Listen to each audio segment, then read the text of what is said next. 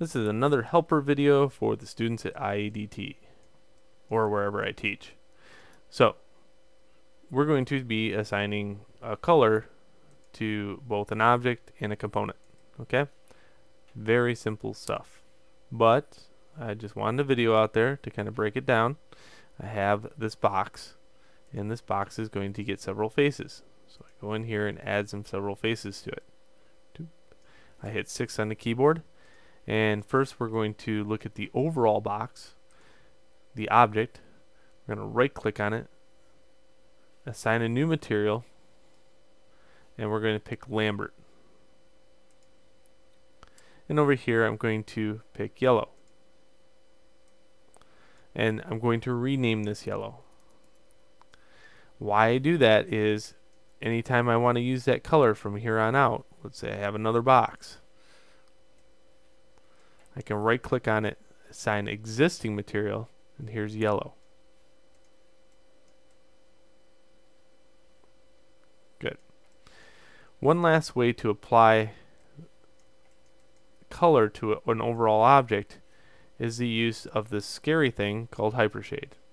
It's only scary to new students, but once you get used to it, you're going to love it. Here's Hypershade. Several ways I could do this is I can middle mouse button click and drag it to the object, just like that. I can also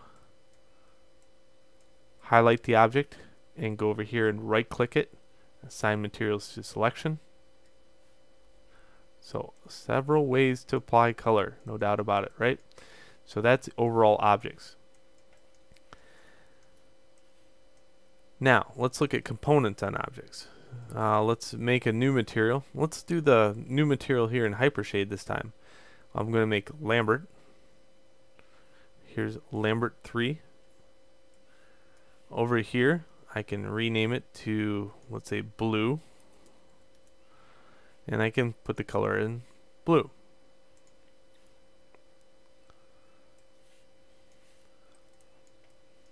Okay, now let's go to face and highlight some faces, just like that.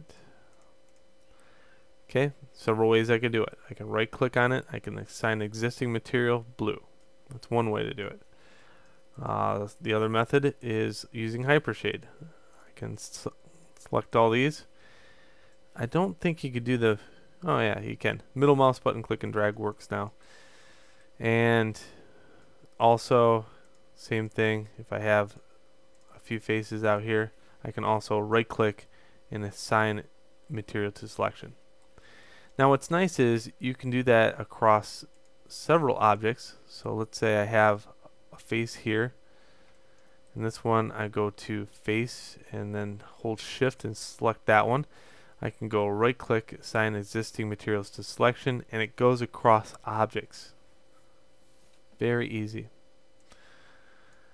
Now I got some time to cover a couple more things, so I'm going to do that. These are so much fun to play with that you'll never leave this window ever again. Let's see, I got 2D textures. Let's say I play around with, yeah, let's say 3D textures. 2D textures is so last year. Let's do this. I'm going to take this and bring it down here. This is my playground, or my sandbox developing area. They commonly refer to it as work area. But basically, whenever I'm building a really complex node, you just go down here and drag it down. You can also click here and this button to do the same thing. This will show the inputs and outputs of things. So ignore this node. Don't play around with that yet. Here's Stucco. If I click here with the left mouse button, I have Stucco. And I can middle mouse button click and drag this over to here and assign it to color if I wanted to. Well, all of a sudden, Stucco gets applied to everything. And if I assign this to this object, it'll look like that. Now that's not Stucco.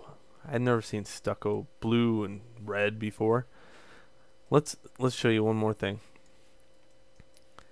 In here I could break this channel by going in here and deleting it. I can middle mouse button click and drag it over and apply it to anything. Let's say bump map. Okay.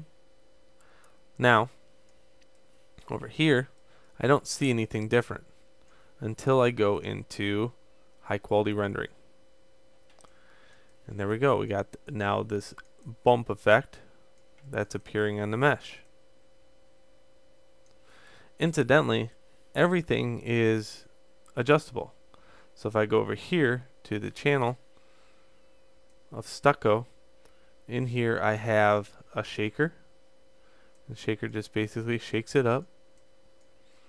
Okay. And I can also attach different colors to this. The bump node activates how bumpy it's going to be. So I can up the bump depth a little bit if I wanted to, and you can see it's got more bump depth.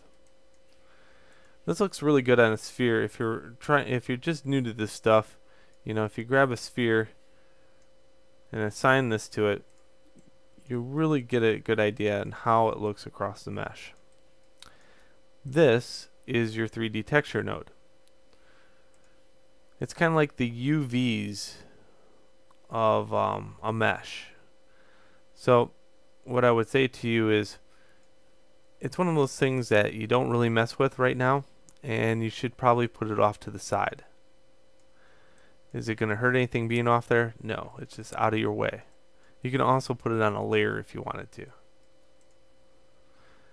So every one of these can be attached to something along the manner of either bump or spectral or anything else. And you can mix and match them also. So let's say I have a cloud. Well, this cloud's kind of cool. If I attach this one to, let's say, color, I now get this effect. So you can imagine making a moon or something like that. It's pretty easy. All you do is have to think of what you're going to attach this to, or play around. Let's say I attach it to the ambient color. Okay. Yep, that easy. And each one of these has some specific thing that you can adjust. Let's say this one has the color. Well, I can tune that back, and now I have a moon in all its glowing glory. Alright, so have fun with that. It opens up a whole new door to you as far as a student, and you'll be in here for hours and you'll lose track of time. And don't forget that lesson's due Friday. Oh no, wait, Sunday. Yep, Sunday. Don't freak out on me. Enjoy and have a good one. Until next lesson.